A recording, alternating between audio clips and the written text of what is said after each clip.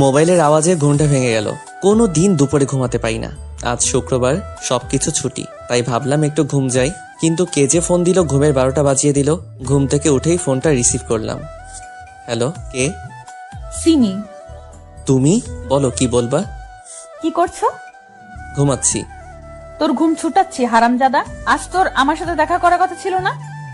Sorry. রাখ তোর sorry, তোকে আধা ঘন্টা সময় দিলাম। এর মধ্যে যদি ভার্সিটির লেকের পাশে না আসিস তাহলে তোর অবস্থা কি করব আমি নিজেও জানি না। তুমি একটু অপেক্ষা করো, আমি ফ্রেশ হয়ে আসছি। হুম। সিমি রেগে কলটা কেটে দিল। তাড়াতাড়ি ফ্রেশ হতে হবে আর লেকের পাশে যেতে হবে, না হলে বিপদ আছে। আসলে সমবয়সী আর সিনিয়রদের সাথে প্রেম করলে যা হয়, যতক্ষণে ফ্রেশ হচ্ছি ততক্ষণে আপনাদের পরিচয়টা দিয়ে দেই। আমি মোহাম্মদ রিফাত আলী, বাবা মায়ের একমাত্র ছেলে। বাবা সাধারণ চাকরিজীবী, মা গৃহিণী। এক কথায় মধ্যবিত্ত পরিবার। আর এতক্ষণ যার সাথে কথা বললাম, মানে যার ঝাড়ি খেলাম, সে হলো সিমি, কোটিপতি বাবার বড় মেয়ে। তার আরেকটা ছোট বোন আছে, ক্লাস 9-এ পড়ে সে। সিমির মা নেই। সিমি আমারও একমাত্র রাগী গার্লফ্রেন্ড, দেখতে যথেষ্ট সুন্দরী। ওর বিবরণ আপনাদের দিব না, না হলে নজর দিতে পারেন। সিমি আর আমি অনার্স 3য় বর্ষে পড়াশোনা করি, মানে আমরা ক্লাসমেট। আমাদের 2 বছরের রিলেশন। দুজন দুজনকে অসম্ভব ভালোবাসি। তবে সিমি মেয়েটা বড্ড রাগী। তার ইচ্ছার বিরুদ্ধে গেলেই জীবন তেজপাতা করে দিবে। আজকে তার সাথে ঘুরতে যাবার কথা ছিল, তবে ঘুমানোর কারণে যেতে পারিনি। ফোনে যা ঝাড়ি দিল, না জানি সামনাসামনি কি করে। তারপরও দেখা করতে যাচ্ছি, না হলে পরবর্তীতে আরো খেপে যাবে। এতক্ষণে ফ্রেশ হয়ে রেডি হয়ে গেছি, বাইরে যাব। তখনই, কোথায় যাচ্ছিস? একটু বাইরে যাচ্ছি। তাড়াতাড়ি ফিরিস বাসায়, যুগ জামানা ভালো নয়। ঠিক আছে। তাড়াতাড়ি একটা সিএনজিতে উঠে বসলাম। ভাগ্য ভালো, তাই তাড়াতাড়ি পেয়ে গেছি। না হলে তো এই ঢাকা শহরে একটা ফাঁকা সিএনজির জন্য আধা ঘন্টার বেশি অপেক্ষায় থাকতে হয়। ঘড়ির দিকে তাকিয়ে দেখলাম কত বাজে। যাহ, ঘড়িটাও নষ্ট হয়ে গেছে। আর তাড়াহুড়োই ফোনটা বাসায় রেখে চলে এসেছি। আমার তো ভাবতেও ভয় লাগছে, সিমি আমার কি করবে। কয়েকবার তার কথার বিরুদ্ধে গেছিলাম, তবে প্রতিবাদ স্বরূপ কয়েকটা চর খেতে হয়েছিল। তাও ভালো মেরে ফেলেনি। অনেকক্ষণ থেকে জ্যামে আটকে আছি। এমনিতেই ঢাকায় জ্যাম থাকে, তার উপর আজ শুক্রবার। না, আর দেরি করা যাবে না। সিএনজি থেকে নেমে পড়লাম। মামা, কত টাকা হয়েছে? 80 টাকা দেন। মানিব্যাগ হাতরে 100 টাকা পেলাম। ভাগ্যি সেই টাকাটুকু ছিল, না হলে অপমান হতে হতো। আমি 20 টাকা ফেরত নিয়ে লেকের উদ্দেশ্যে গেলাম। কোনো মতে পৌঁছালাম। ঘেমে শরীর একাকার হয়ে গেছে। সিমি ঘাসের উপর বসে রয়েছে। সিমির কাছে গেলাম। সরি, একটু লেট হয়ে গেল। আসলে অনেক জ্যাম তো, তাই। রেসপন্সিবিলিটি বলে কি কি আছে তোমার মধ্যে? সরি তো। রাখ তোর সরি। আর হবে না এমন। তোর ফোন কোথায়? তাড়াহুড়োই বাসায় ফেলে চলে এসেছি। তা ঘড়িতে টাইম দেখেন কয়টা বাজে? আমি ঘড়ির দিকে তাকালাম। কি বলবো সিমিকে, ঘড়ি তো নষ্ট। জানি না। ঘড়ি দেখতে জানেন না? না, মানে ঘড়ি নষ্ট। ও, বসো এখানে। না থাক, আমি ঘেমে আছি, তোমার শরীরে ঘাম লেগে যাবে। সিমি কিছু বলল না। ব্যাগ থেকে টিস্যু বের করলো। সিমি উঠে এসে আমাকে জড়িয়ে ধরলো। আমিও তাকে সরাতে পারছি না। সিমি আমাকে ছেড়ে দিয়ে আমার মুখের ঘামটুকু আর ঘাড় আর গলার ঘামটুকু মুছে দিল। তোমার সব কিছুই আমার প্রিয়। চলো বসো। হুম। সিমি আমার কাঁধে মাথা দিয়ে আছে। অনেকক্ষণ গল্প করার পর, চলো একটু মার্কেটে যাব। চলো। মার্কেটে আসার পর মামা এই ঘড়িটা দেন। মাথা নিচু করে আছি, কারণ ঘড়িটা আমার জন্য কিনছে। সিমি ভালো করেই জানে আমাদের অবস্থা। বাবা যা আয় করে তা দিয়ে সংসার আর আমার পড়াশোনা চলে। সিমি আমাকে প্রায় গিফট দেয়, রেস্টুরেন্টে ভালো খাবার খাওয়ায়। এমনকি আমি যে ফোন ব্যবহার করি সেটাও সিমির দেওয়া। আমি কয়েকটা টিউশনি করতাম, যার কারণে সিমিকে ঠিক মতো সময় দিতে পারতাম না। তাই সে আমাকে তার বোনের টিচার হিসেবে রেখেছে। ভালোই বেতন দেয়, তবে মাসের শেষের দিকে। তাই আমার কাছে টাকা নেই। আমি বুঝি না সিমি আমাকে ভালোবাসে নাকি করুণা করে। আমাদের মতো মানুষদের তো কেউ করুণাও করে না। মার্কেট থেকে বের হলাম। আমাকে এত করুণার কি আছে? মানে? এত খরচ কেন করো আমার পিছনে? আমার সামর্থ্য নেই তাই? একটা চট দিব কানের নিচে। ভালোবাসি তাই দিই। সিমি আমাকে শপিং ব্যাগটা দিল, সাথে হাতের মুঠোয় কসকসে 500 টাকার নোট দিল। আমি স্পষ্ট সিমির চোখে পানি দেখতে পাচ্ছি। হয়তো আমার কথায় কষ্ট পেয়েছে। কাল ভার্সিটি আসবে? তুমি? কাল একটু কাজ আছে, তাই আসতে পারবো না। নোটটা দিও। আচ্ছা। আচ্ছা, চাই বাসায় পৌঁছে কল দিও। ওকে। সিমি চলে গেল, আমিও চলে এলাম। সিমিকে জানিয়ে দিলাম এসেছি, না হলে চিন্তা করবে ভার্সিটিতে ক্যাম্পাসে বসে আছি, আজ সিমি আসবে না তাই ভালো লাগছে না। হঠাৎ বৃষ্টি এসে জড়িয়ে ধরলো। আমাকে ক্ষমা করে দাও, আর কখনো ভালোবাসার কথা বলবো না তোমায়। ঠিক আছে ছাড়ো। বৃষ্টিকে সরালাম, সামনে সিমি দাঁড়িয়ে আছে, মোটেও সুবিধা লাগছে না। বিশ্বাস করো, আমার কথাটা তো শোনো। চুপ কর তুই। একদিন আসতে দেরি হয়েছে আর অমনি আরেকটা মেয়ের সাথে লুতুপুতু শুরু হয়ে গেছে, তাই না? আর কোনো দিন আমার সাথে যোগাযোগ রাখবি? আমি তো জড়িয়ে ধরিনি, আর ও শুধু ক্ষমা চাইতে এসেছিল। বিশ্বাস না হলে ওকে জিজ্ঞেস করো। পাশে তাকিয়ে দেখি বৃষ্টি নেই, সিমির ভয়ে পালিয়ে গেছে। এবার সিমির দিকে তাকালাম, সিমিও হাঁটা ধরেছে, রাগের কারণে জোরে জোরে হাঁটছে। সিমি তাদের পার্সোনাল গাড়িতে করে ভার্সিটি থেকে চলে গেল, আর আমিও ধপাস করে বসে পড়লাম। আমাকে চর খেতে দেখে জুনিয়র থেকে সিনিয়র সবাই হাসছে। যদিও চর খাওয়া আমার নিত্যদিনের কাজ, তবে সবার সামনে এত জোরে চর না দিলেও পারতো। এসব হয়েছে বৃষ্টির কারণে। ক্ষমা চাইতে এসেছিস, ক্ষমা চেয়ে চলে যাবি না। উনি আবার জড়িয়ে ধরে ক্ষমা চাইছে। এই শোনো। কি হয়েছে? একবার চর খেলাম তোমার কারণে, আবার কেন এসেছো? না মানে, সিমি তো তোমার সাথে ব্রেকআপ করে চলে গেল, এখন আমাকে কি জায়গা দেওয়া যাবে? চুপ করো। বৃষ্টি আমার হাত তার হাতের মুঠোয় নিল। আমি কি দেখতে খুব খারাপ? আমি কিছু বলতে যাব, তখনই ভার্সিটির গেটের দিকে চোখ যায়। সিমি দাঁড়িয়ে আছে সেখানে, এক ধ্যানে আমাদের দিকে তাকিয়ে আছে। সিমি এবার কিছু বলল না, কান্না করতে করতে গাড়িতে করে গেটের বাইরে চলে গেল। আমি আর কি করব, বৃষ্টির হাত থেকে নিজের হাত এক ঝটকায় সরিয়ে নিলাম। তারপর বাসায় চলে এলাম। এখন সিমির রাগ ভাঙাবো কি করে? এমনিতেই খুব অভিমানী, আর রাগ তো আছেই। কিছুই ভালো লাগছে না। গোসল করে খাবার খেয়ে একটু রেস্ট নিলাম। দেখতে দেখতে বিকেল 4টা বেজে গেল। সিমির বোন সাদিয়াকে বিকেল 5টা থেকে 6টা 30 পর্যন্ত পড়াই। আধা ঘন্টা বেশি পড়াতে হয়, কারণ সিমি পাশের রুমের জানালায় বসে দেখে আমাকে। পারে না, পাশেই সবসময় বসিয়ে রাখে। বাসা থেকে বেরিয়ে পড়লাম সিমিদের বাসার উদ্দেশ্যে। অনেকক্ষণ কলিং বেল টিপার পর সাদিয়া এসে দরজা খুলল। আসসালামু আলাইকুম স্যার। ওয়ালাইকুম আসসালাম। আপনি একটু বসেন স্যার, আমি বই নিয়ে আসছি। ওকে। আমি স্টাডি রুমে বসে আছি, কিন্তু আজ সিমিকে দেখতে পাচ্ছি না। হয়তো এখনো আমার উপর রেগে আছে। সাদিয়া এলো, তাকে কিছু অঙ্ক করতে দিলাম। সাদিয়া, জি স্যার। বাসাটা আজ এত ফাঁকা ফাঁকা লাগছে কেন? আব্বু বাইরে গেছে আর কাজের মেয়েটা ছুটিতে আছে। না মানে, তোমার আপু কোথায়? সেটা তো আপনি জানেন। আমি জানি মানে? আমি জানি আপনি আমার হবু দুলাভাই। আপুর সাথে আপনার প্রেম আছে। কি? জি সব জানি, তবে আজ আপু ভার্সিটি থেকে আসার পর আর রুম থেকে বের হয়নি। ও কি ও?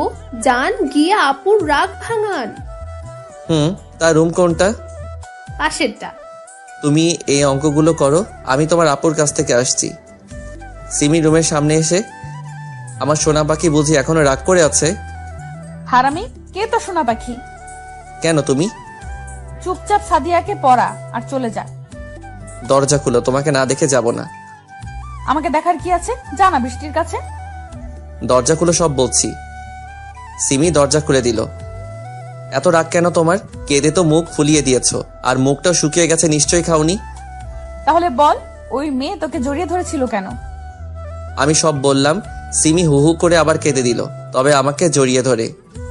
সরি, খুব ক্ষুধা পেয়েছে। তো খাও। তুমি খাইয়ে দিবে? পাগল হয়েছো নাকি? না, তবে না খাইয়ে দিলে সত্যি পাগল হয়ে যাব।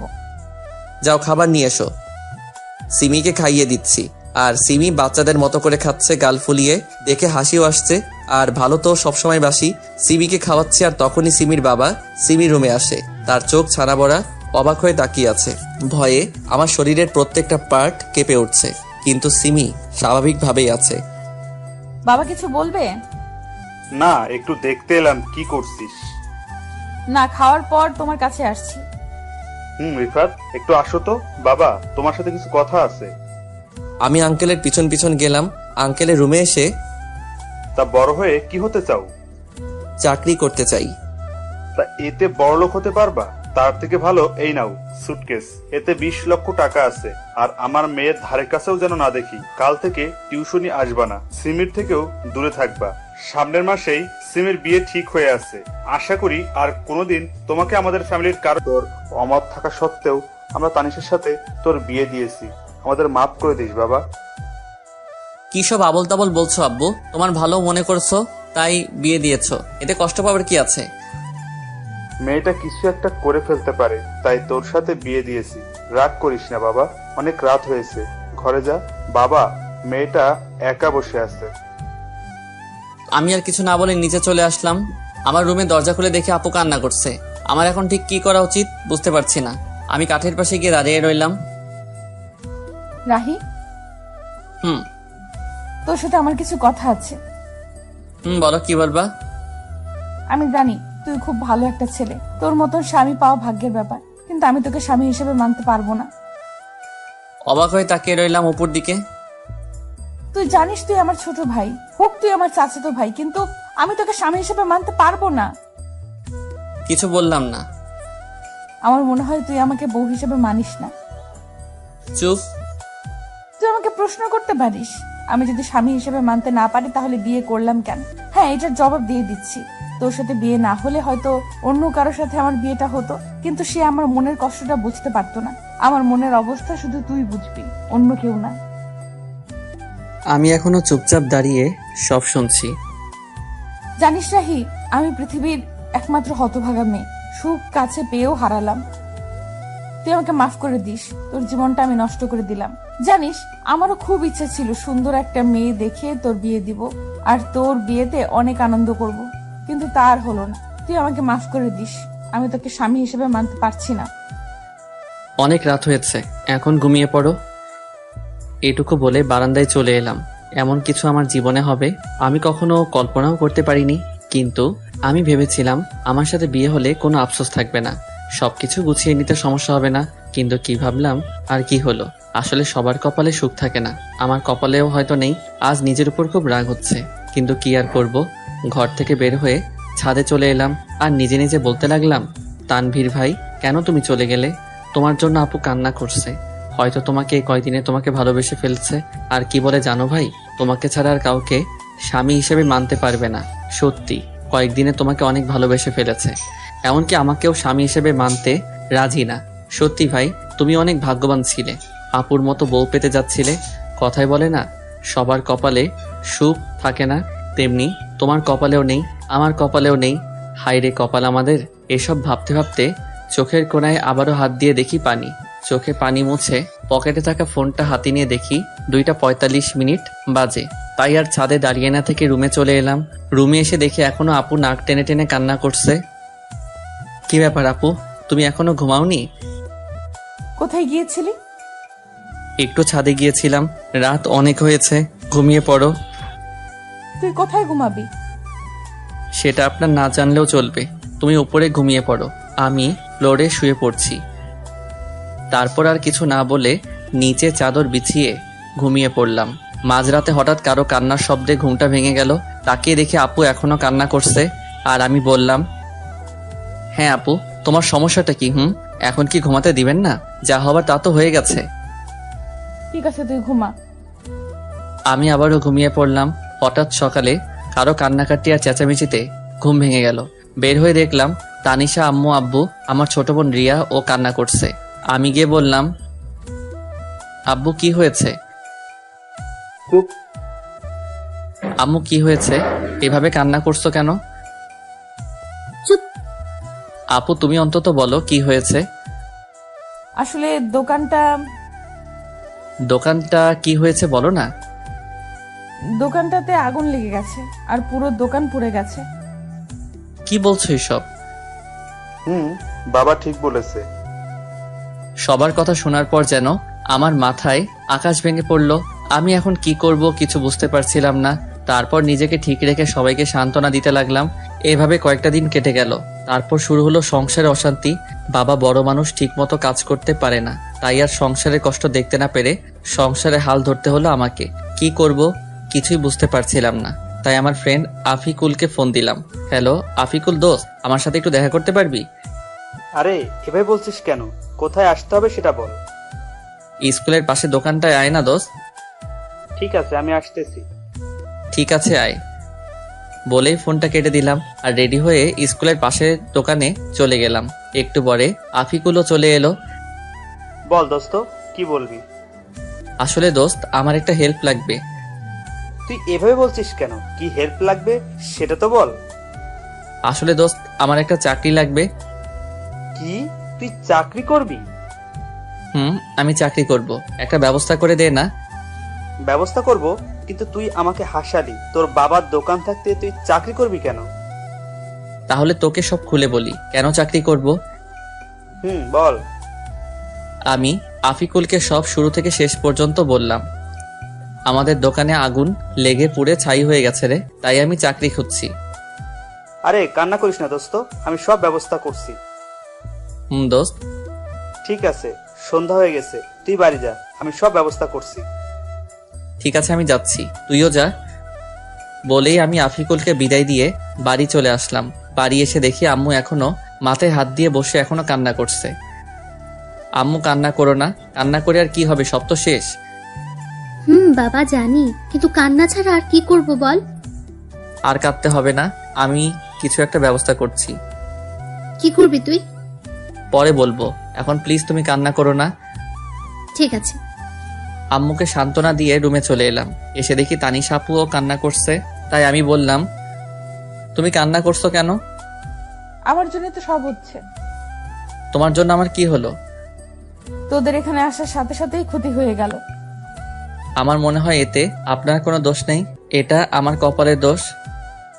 এটা তোর কপালের দোষ না, এটা আমার কপালের দোষ। তোমার কপালের দোষ কেমন করে হলো? হ্যাঁ, আমার কপাল খারাপ, কারণ যে মেয়ের বিয়ের দিনে বর মারা যায়, শ্বশুর বাড়ি আসতে না আসতেই ক্ষতি হয়ে যায়, তার কপালের দোষ না তো কার কপালের দোষ? কি বলছেন? আপনার শ্বশুরবাড়ি? হ্যাঁ, আমার শ্বশুর বাড়ি তো।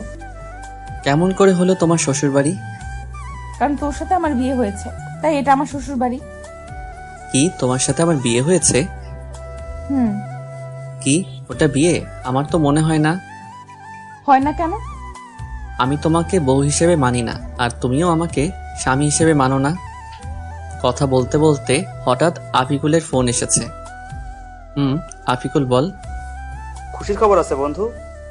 কি খুশির খবর? দোকানে আয় বলছি। ঠিক আছে, আমি আসছি, তুই একটু অপেক্ষা কর। আমি বের হতে হতে তানিশা আপুকে বললাম, আমি আসি, তোমার সাথে পরে কথা বলবো। কোথায় যাবি এখন? এসে সব বলছি তোমাকে। আমি আর কথা না বলে চলে আসলাম স্কুলে পাশের দোকানে। এসে দেখি আফিকুল আমার জন্য অপেক্ষা করছে। বল দোস্ত, কি খুশির খবর? আমি তো চাকরির ব্যবস্থা করে ফেলেছি দোস্ত। কি, তুই আমার চাকরির ব্যবস্থা করে ফেলেছিস? দোস্ত, তোর জন্য এটুকু করতে পারবো না বল? আমি অনেক খুশি রে, খুব বড় একটা উপকার করেছিস। এখন বল, কি খাবি? কি, তুই আমাকে ঘুষ দিতে চাচ্ছিস? আরে না, তোকে আজকে খুশি হয়ে খাওয়াবো। আরে লাগবে না। প্লিজ দোস্ত, না করিস না। আচ্ছা ঠিক আছে, শুধু চা খাবো। রহিম চাচা, 2টা চা আর বিস্কুট দেন তো। ওকে, দিতেছি বাবা। কিছুক্ষণ ওর সাথে আড্ডা দিলাম, তারপর বাড়ি চলে এলাম। বাড়ি এসে সোজা আমার রুমে চলে এলাম। রুমে গিয়ে তানিশা আপুকে জড়িয়ে ধরে কান্না করে দিলাম। কি রে, এইভাবে জড়িয়ে ধরে কান্না করছিস কেন? কি হয়েছে? জানেন, আমার চাকরিটা হয়েছে। কি, চাকরি হয়েছে? চাকরি হয়েছে। এখন বলেন কি খাবেন? আইসক্রিম খাওয়াবে? আমি আইসক্রিম খাবো। কিন্তু এই সময় আইসক্রিম কোথায় পাবো? লাগবে না, যা। আরে রাগ করছো কেন? আমি আনছি ওকে। ঠিক আছে। দোকানে গিয়ে আমি আইসক্রিম নিয়ে এলাম। এই নেন আপনার আইসক্রিম। দে তাড়াতাড়ি। আপু আইসক্রিমটা হাতে নিয়ে বাচ্চাদের মতো খেতে শুরু করলো, আর আমি আপুর দিকে অবাক হয়ে তাকিয়ে রইলাম। কি আজব কাণ্ড, এত বড় একটা মেয়ে হয়ে বাচ্চাদের মতো আইসক্রিম খাচ্ছেন, আর আমি তাকিয়ে এসব দেখছি। ঠিক তখনই, কি রে, কি দেখছিস? তোমার খাওয়া দেখছি। এত দেখতে হবে না। কেন? তুই খাবি? খেলে নিতে পারিস। না না, লাগবে না, আমি বাচ্চাদের মতো আইসক্রিম খাই না। ওকে, তুই না খেলেও চলবে। তুমি খাও। ঠিক আছে, একটা কথা বলি রাহি। বলো। তুই চাকরিতে জয়েন করবি কবে? 1 মাসের মতো লাগবে। কথা বলতে বলতে হঠাৎ আম্মুর ডাক পড়লো। রাহি, তানিশা, তোরা খেতে আয় তাড়াতাড়ি। ঠিক আছে আম্মু, আমার আসছি। তাড়াতাড়ি আয়। চলেন, আম্মু ডাকছে। চল। দুজন একসাথে খাবার টেবিলে বসলাম। আম্মু খাবার বেড়ে দিল। আম্মু, তুমিও খাও। আম্মু তুমিও বসো, একসাথে খাবো। তানিশা আপু বলল। খাচ্ছি। চুটকি, তুইও খা। খাচ্ছি তো। সবার সাথে খাবার খেয়ে আমি রুমে চলে এলাম। এসে একটু শুয়েছিলাম, তখনই আপু রুমে এলো। আপুকে দেখে আমি তাড়াতাড়ি করে নিচে বিছানা করে নিলাম, তারপর শুয়ে পড়লাম। আপুও বিছানায় শুয়ে পড়ল। কি আজব মেয়ে রে বাবা, স্বামীকে নিচে রেখে তিনি উপরে আরামে ঘুমাচ্ছে। ওই যে সবার কপালে সুখ থাকে না, তেমনি আমার কপালেও বউয়ের সুখ নেই। তাই আর কিছু না ভেবেই ঘুমিয়ে পড়লাম। সকালে ঘুম ভাঙলো আম্মুর ডাকে। রাহি বাবা, তাড়াতাড়ি ওঠ, আর ঘুমাতে হবে না। কেন আম্মু? আজকে তানিশাকে নিয়ে যাবি না? কোথায় যাব? কেন, তুই জানিস না? না তো। তানিশা মা তোকে কিছু বলেনি? না, আমাকে তো কিছু বলেনি। তানিশা মা, তুমি রাহিকে কিছু বলনি? না আম্মু, ভুলে গিয়েছিলাম। ঠিক আছে, তাহলে ওকে বলে নিচে আসো। ঠিক আছে আম্মু, আমরা আসছি। ওকে। ওই, আজকে আমাদের বাড়ি নিয়ে যাবি? আমি কেন নিয়ে যাব? তুমি একা যাও, আমি যেতে পারবো না। না, তুই আমার সাথে যেতে হবে। না, আমি পারবো না। কি, তুই যাবি না? যাব তো। আমি বুঝি না এ কেমন মেয়ে, আমাকে স্বামী হিসেবে মানে না, আবার সবসময় অধিকার ফলাতে আসে। আজাইরা পেঁচাল। কিরে, চুপ করে আছিস কেন? এমনি। ঠিক আছে, এখন রেডি হয়ে আয়। ঠিক আছে, তুমি যাও, আমি আসছি। তাড়াতাড়ি আয়, নাস্তা করব। ঠিক আছে। ফ্রেশ হয়ে টেবিলে সবার সাথে নাস্তা শুরু করলাম। নাস্তা শেষ করে রুমে চলে এলাম। এসে শুয়ে পড়লাম। তখন দেখি তানিশা আপু আমার দিকে রাগী চোখে তাকিয়ে আছে। এভাবে তাকিয়ে আছো কেন? তুই এসে শুয়ে পড়লি কেন? তো কি করব? একটু আগে আমি কি বলছিলাম? কি বলছিলে? আমি আজকে আমাদের বাড়ি যাব বলছিলাম না? যাব তো। তাহলে এইভাবে শুয়ে পড়লি কেন? এমনি। তুমি রেডি হও। ঠিক আছে, তুইও রেডি হয়ে নে। কথা বলতে বলতে হঠাৎ শুনতে পেলাম আমার চাচা চাচি মানে শ্বশুর শাশুড়ি আমাদেরকে নিতে এসেছেন। তাই আমি তাড়াতাড়ি করে রেডি হয়ে চাচা চাচির কাছে চলে এলাম। আমি তাদেরকে সালাম দিলাম। আসসালামু আলাইকুম চাচা চাচি, কেমন আছেন? ওয়ালাইকুম সালাম। বাবা ভালো, তুমি? আলহামদুলিল্লাহ চাচি, আপনি? আলহামদুলিল্লাহ ভালো, কিন্তু তুমি আমাকে চাচি না, আম্মু ডাকবা। তুমি আমার ছেলের মতো। ঠিক আছে আম্মু, বলবো। মনে যেন থাকে। ঠিক আছে, আমি একটু আসছি আম্মু। ঠিক আছে বাবা, যাও। এরপর এখানে থেকে রুমে চলে এলাম। এসে তো আমি অবাক। আমি কোনো রকম হাসি আটকে রেখে বললাম, তুমি এটা কি পরেছো? কেন শাড়ি পরেছি? হাসতেছিস কেন? তোমার এটা শাড়ি পরা হয়েছে নাকি? হয়নি। একদম হয়নি। একদম এভাবে হাসবি না, আমি শাড়ি পরতে পারি না। আচ্ছা ঠিক আছে, আমি পরিয়ে দেই। তুই পারলে পরিয়ে দে। দিচ্ছি। আমি আপুকে শাড়ি পরিয়ে দেওয়া শুরু করলাম। শাড়ি পরিয়ে দিতে দিতে শাড়ি যখন আপুর পেটে গুজে দিব, তখন দেখি আপু চোখ বুজে শরীর বেঁকিয়ে কাঁপতে শুরু করছেন। তাই তাড়াতাড়ি করে শাড়ি পরিয়ে দিলাম। শাড়ি পরিয়ে দিয়ে বললাম, আচ্ছা এবার চোখটা খুলুন। আর এইভাবে কাঁপছেন কেন? না মানে এমনি। বলেই লজ্জা পেয়ে তাড়াতাড়ি করে রুম ত্যাগ করলো। আর আমি বিছানায় শুয়ে হাসতে লাগলাম। কিছুক্ষণ পর দেখি আপু আবার আসছে। একটা কথা বলি? বলেন। বাইরের কেউ যেন বুঝতে না পারে তুই আমাকে বউ হিসেবে মানিস না, আর আমি স্বামী হিসেবে মানি না। ঠিক আছে, কেউ বুঝতে পারবে না। এবার চল, আম্মু ডাকছে। চলেন।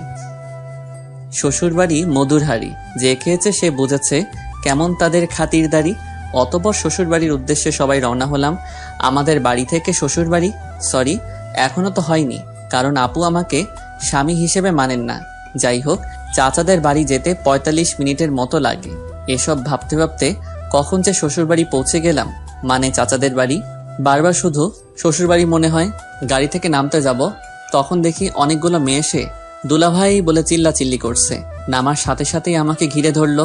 তখন একটা বলে উঠল, তানিশার জামাই তো অনেক কিউট, আমি তো দেখেই প্রেমে পড়ে গেছি।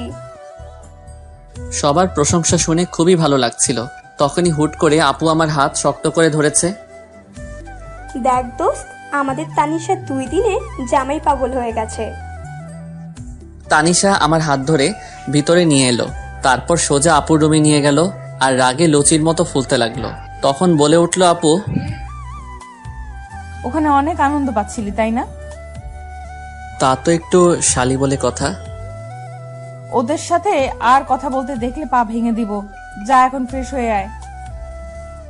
ঠিক আছে। আমি ফ্রেশ হতে চলে গেলাম। ফ্রেশ হয়ে গিয়ে সোফায় বসে পড়লাম। তখনই সব শালি আমাকে ঘিরে বসে পড়লো আর একে একে সবাই পরিচয় দিতে থাকে। সবার সাথে কথা বলছিলাম, তখনই আপু সবাইকে সরিয়ে আমার পাশে বসে পড়লো। এটা দেখে সবাই তো অবাক, তার থেকে বেশি অবাক তো আমি হয়েছি। আপু আমার হাত শক্ত করে ধরে সবার সাথে কথা বলতে থাকে। কি আজব রে ভাই, স্বামী হিসেবে মানতে তো রাজি না, তার উপর এমন অবস্থা। যাই হোক, সবার সাথে আড্ডা দিতে দিতে অনেক রাত হয়ে যায়। তারপর খাওয়া দাওয়া শেষ করে আপুর রুমে এসে চাদর বিছিয়ে নিচে শুয়ে পড়লাম। তখনই আপু বলে উঠল, রাহে, তোকে নিচে শুতে হবে না। কেন? আমি নিচে ঘুমাই, তুই উপরে ঘুমা। লাগবে না, আমি নিচে ঘুমাতে পারবো। তোকে যা বলছি তাই কর, বেশি কথা বলিস কেন? আচ্ছা ঠিক আছে। আমি আর কথা না বাড়িয়ে উপরে শুয়ে পড়লাম। সকালে কানের কাছে নিঃশ্বাসের শব্দ আসতেছে। চোখ খুলে তো আমি অবাক, কত সুন্দর করে আপু আমাকে জড়িয়ে ধরেছে আর আমার ঠোঁটের একেবারে কাছে আপুর ঠোঁট। এসব দেখে আমি আর নিজেকে কন্ট্রোল করতে পারছিলাম না, তাই আপুর ঠোঁট আমার ঠোঁট এক করে দিলাম। কিছুক্ষণ পর আপু চমকে ওঠে। তারপর আপু আমাকে ছাড়িয়ে নিয়ে বলল, সরি, আসলে রাতে বৃষ্টির সময় ভয় করছিল, তাই এসে শুয়েছিলাম। একথা বলে আপু লজ্জা পেয়ে ফ্রেশ হতে চলে গেল। আর আমি ভাবতে লাগলাম, কি মেয়েকে আল্লাহ আমার কপালে দিয়েছে। তখনই আপু বাথরুমে থেকে ফ্রেশ হয়ে বের হয়েছে। আমি শুয়ে দেখছি আপু ফ্রেশ হয়ে ড্রেসিং টেবিলের সামনে চুল ঠিক করছে। আমি শুধু আপুকে দেখছি। আসলে যত দেখছি ততই আপুর প্রতি কেমন একটা ফিলিংস হচ্ছে। আপুর প্রতি ফিলিংস হচ্ছে হোক, আপু আমাকে স্বামী না মানালো। আসলে আপুকে এই মুহূর্তে যেই ছেলে দেখতো পুরাই পাগল হয়ে যেত, এত সুন্দর লাগছে আপুকে। ঠিক তখনই আপু আমার দিকে এগিয়ে আসছে আর আমি ঘুমের ভান ধরে শুয়ে আছি। কি আর কত ঘুমাবি? ওঠ। চুপ করে রইলাম। কিরে, শুনতে পাচ্ছিস না? কি বলো? ফ্রেশ হয়ে আয়, নাস্তা করতে হবে, যা। যাচ্ছি, তুমি যাও। আমি বসে আছি, তুই ফ্রেশ হয়ে আয়। ফ্রেশ হয়ে এসে দেখি আপু এখনো বসে আছে। তখন আমি বললাম, চলেন। চল। রুমে থেকে বের হব, তখনই আপু আমাকে শক্ত করে হাত চেপে ধরে নিয়ে গেল। আমি কিছু বুঝলাম না। এসব দেখে সবাই আমাদের দিকে হা করে তাকিয়ে আছে, মনে হয় আমরা এলিয়েন। সবার কাছে যেতেই দেখি সবাই মুচকি মুচকি হাসছে। এসব দেখে আমার খুব লজ্জা লাগতে শুরু করলো আর নিজেকে জোকার মনে হচ্ছে, কিন্তু কি আর করার। মাথা নিচু করে টেবিলে বসে পড়লাম। তারপর শুরু হলো জামাই আদর। জীবনে প্রথম জামাই আদর পাচ্ছি। সবাই ওঠার পর ওঠা খাওয়াচ্ছে আর আমি বলির পাঠার মতো খেয়ে যাচ্ছি। কোনো রকম জামাই আদর খেয়ে রুমে চলে এলাম। এসে শুয়ে পড়লাম। শরীর আর নড়াতে পারছি না। আপনাদের একটা কথা বলি, সবাই বিয়ের পর শ্বশুর বাড়ি যদি যান তাহলে তার 1 মাস আগে থেকে খাওয়া দাওয়া বন্ধ করে যাবেন, তা না হলে আমার মতো অবস্থা হবে। এবার বলতে পারেন, যদি 1 মাস আগে থেকে খাওয়া দাওয়া বন্ধ করে দেই তাহলে আমরা তো মরে যাব। এইটার উত্তর খুব সোজা, খিদা যখন লাগবে তখন অল্প খেয়ে নিবেন। এবার প্রশ্ন আসতে পারে, তাহলে আমার বিয়ে আমি খাবো না? উত্তর খুব সোজা, না খেয়ে রোজা রাখবেন। যাই হোক, সাবধানে শ্বশুর বাড়ি যাবেন। তখন আপু রুমে আসলো, এসে আমাকে বলতে লাগলো, কিরে, জামাই আদর কেমন হলো? হার জামাই আদর তুমি আমাকে স্বামী হিসেবে মানো না, তাহলে এটা জামাই আদর কিভাবে হলো? বেশি কথা বলিস কেন? কোথায় বেশি কথা বললাম? কথা শেষ না হতেই আপু চলে গেল। তখন রুমে শালিকাদের আগমন। দুলাভাই কি করেন? ওই তো দেখতে পাচ্ছ কি করছি। দেখছি। আচ্ছা দুলাভাই, আপনি নাকি গল্প লিখেন? কে বলছে? দেখলাম, এবার একটা গল্প শোনাতে হবে। বলেই সবাই চিল্লাচিল্লি শুরু করলো। কি আর করার, এখন তো শোনাতে হবে। আচ্ছা, তোমাদের একটা কবিতা শোনাই। বলেন। কবিতার নাম শালা আমি তো অবাক। নিশি রাতে জেগে দেখি গাছের ডালে কাক, শালা আমি তো অবাক। চোর ঢুকেছে ঘরের ভেতর, দরজা ছিল ফাঁক, শালা আমি তো অবাক। মোবাইল নিল, টিভি নিল, রিমোট না হয় থাক, শালা আমি তো অবাক। পাচ্ছে যা নিচ্ছে ভরে, দুই হাতেরই মুঠোয় করে, চোরটা তো আচ্ছা খারাপ, শালা আমি তো অবাক। সব মালামাল বস্তা ভরে চোর পালালো চুরি করে, চারটা চলে যাক, শালা আমি তো অবাক। মধ্যরাতে অন্ধকারে কুত্তা ডাকে জোরে জোরে, শিয়ালরা দেয় হাক, শালা আমি তো অবাক। ভয়ে শরীর শিউরে ওঠে, না জানি আজ কি যে ঘটে, আবার ডাকে কাক, শালা আমি তো অবাক। হয়নি রাতে তেমন কিছু, কোনো ভূতি নেয়নি পিছু, বেঁচে গেছি যাক, শালা আমি তো অবাক। সকালে দেখি পুরো পাড়া চিল্লাচিল্লি করছে তারা, চোরটা নাকি পড়ছে ধরা, চোরের মাথায় টাক, শালা এবার তো আমি পুরাই অবাক। এটা শুনে সবাই হাসতে হাসতে মরে যাওয়ার মতো অবস্থা। এভাবে দেখতে দেখতে কেটে গেল 2 দিন। আজ আমরা বাড়ি ফিরলাম। কথাই বলে না, হাসির পর কান্না আসে, তেমনি শুরু হলো আমাদের সংসারে টানাটানি। দোকান নেই, আব্বু কোনো কাজ করে না, এমনি আমিও কাজ করি না। বলে না, বসে বসে খেলে রাজার রাজত্ব শেষ হয়ে যায়, তেমনি আমাদের জমানো টাকাও শেষ হতে শুরু করলো। সংসারে অনেক টানাটানি, এসব আর ভালো লাগছে না। তাই আপিকুলের কাছে এলাম। দোস্ত, আমার চাকরির কি করলি ভাই? হয়ে গেছে। জয়েন কবে থেকে করতে হবে? কাল 1 থেকে জয়েন করবি। ঠিক আছে, কিন্তু তুই অনেক বড় একটা উপকার করলি ভাই, ধন্যবাদ তোকে। আরে ধন্যবাদ দিতে হবে না, বন্ধু তো বন্ধুর বিপদে আপদে পাশে থাকে। আমার জায়গায় তুই থাকলে কি করতি বল? করতাম। আচ্ছা, তুই পরীক্ষা ফিস দিয়েছিস? আমার হয়তো আর পড়ালেখা হবে না রে। লেখাপড়া ছাড়বি কেন? তো কি করব বল? জানি তোর কাছে টাকা নাই, তাই এই কথা বললি। আরে না, আমি সব জানি, আমার কাছে নাটক করবি না, আমি তো টাকা দিয়ে দিব। ওকে দোস্ত। আচ্ছা চল, কলেজে গিয়ে সব দিয়ে আসি। না দোস্ত, এ সময় না, তুই গিয়ে আমার টাকাটা জমা দিয়ে দিস। আচ্ছা ঠিক আছে, আমি যাচ্ছি, পরে দেখা হবে। এরপর আফিকুল চলে যায়। মনের মধ্যে একটু শান্তি অনুভব করতে লাগলাম। আফিকুলকে বিদায় দিয়ে বাড়ি চলে এলাম। রাতে সবার সাথে খাবার খেয়ে একটু ছাদে চলে এলাম। কিছুক্ষণ পর আমার কাঁধে কেউ হাত রাখলো। চেয়ে দেখি আব্বু। আব্বু কিছু বলবা? আসলে কিভাবে যে বলবো। বলো তো। তানিশার রেজিস্ট্রেশনের টাকা দিতে হবে বাবা। কত টাকা লাগবে? ৬,০০০ টাকার মতো লাগবে। আচ্ছা ঠিক আছে, কবে দিতে হবে? কালকের পরের দিন। আচ্ছা ঠিক আছে, কালকে দিয়ে দিব। ঠিক আছে। আব্বু, তুমি এভাবে কান্না করছো কেন? এমনি বাবা। বলেই আব্বু কান্না করতে করতে চলে গেল। আব্বুর কান্না দেখে নিজেকে কন্ট্রোল করতে পারলাম না, নিজেও কান্না করে দিলাম। আব্বু চলে যাওয়ার পর কিছুক্ষণ ছাদে রইলাম, তারপর সেখান থেকে এসে ঘুমিয়ে পড়লাম। সকালে তাড়াতাড়ি ঘুম থেকে উঠে ফ্রেশ হয়ে নামাজ আদায় করে নিলাম। কাউকে কিছু না বলে অফিসে চলে এলাম। আগে থেকে সবকিছু বলা ছিল, তাই সোজা জয়েন করে ফেললাম। তারপর ম্যানেজার স্যারের কাছে এলাম। আসতে পারি স্যার? আরে রাহি, আসো। স্যার, আমার কাজটা কি জানতে পারি? অবশ্যই। আমার কাজটা কি? তোমার কাজ সেল করা। ঠিক আছে স্যার। আর হ্যাঁ, প্রতিদিন সকাল 8টায় আসতে হবে, দেরি হলে বেতন থেকে টাকা কাটা যাবে। ঠিক আছে স্যার। বলে একটা গাড়ির সাথে চালক বেরিয়ে পড়লাম। সকালে কিছু খাওয়া হয়নি, তাই এক দোকানে সেল করে চা আর বিস্কুট খেতে লাগলাম। আর বেশি কিছু খেলাম না, কারণ আমার কাছে টাকা নেই। অন্য কিছু খেলে আর দুপুরে কিছু খাওয়া হবে না। সেল করতে করতে কখন যে দুপুর হয়ে গেছে খেয়ালই নেই। দুপুরের খাবার খেয়ে আবারও সেল করতে লাগলাম। সেল করা শেষ করতে করতে রাত হয়ে গেল। গাড়ি জমা দিতে ফোনের দোকানে চলে এলাম। আমার 2টা ফোন ছিল, তাই একটা বিক্রি করে দিলাম। 10,000 দিয়ে বিক্রি করে দিলাম। তারপর বাড়ি চলে এলাম। বাড়ি এসে ফ্রেশ হয়ে আব্বুর কাছে এলাম। আব্বু, টাকা। কিসের টাকা বাবা? তোমার মেয়ের রেজিস্ট্রেশনের ফিস। আমি আর কিছু না বলে আব্বুর কাছে টাকা দিয়ে রুমে চলে এলাম।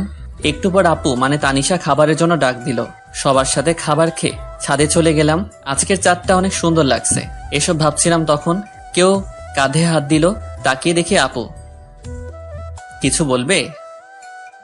টাকা তুই দিয়েছিস না? না মানে? তুই দিয়েছিস নাকি সেটা বল। আমি দিয়েছি। কেন? তুই এত টাকা কোথায় পেলি? আমার ফোনটা বিক্রি করে দিয়েছি। কেন? জানি না। জানি না মানে কি? আমার ভালো লাগছে না, আমি ঘুমাবো বলেই সেখান থেকে চলে আসলাম। আর বেশি কথা বললাম না, কথা বললে হয়তো কথা আরো বেড়ে যেত।